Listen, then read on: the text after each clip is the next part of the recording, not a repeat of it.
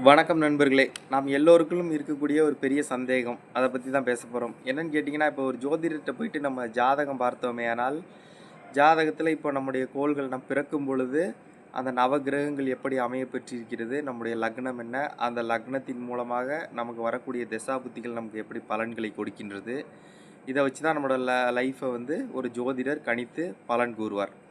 ஆனால், இப்ப ஜோதிடர் சொன்ன மாரியே தான் நடக்குமா? நம்முடைய பிறவி பலன மாற்றவே முடியாதா அப்படின்னு கேட்டா, நம்ம பிறவி பலன் வந்து நம்முடைய கர்மாவை பொறுத்து அமைந்தது. அந்த 12 கட்டங்களில் அது அமையப்பெறுகின்ற இடங்கள், நம்முடைய கர்மாவை பொறுத்தே அமையும். அப்போ அந்த கர்மாவே இல்லை என்று நாம் செய்துவிட்டோமேயானால், ஜாதக பலன்கள் வெகுவாக குறையும். நாம் நினைத்தபடி நாம் வாழலாம். அது எப்படிங்க இல்லாம பண்ண முடியும் கர்ம பலன்கள் கேட்டா, நிச்சயமாக முடியும்.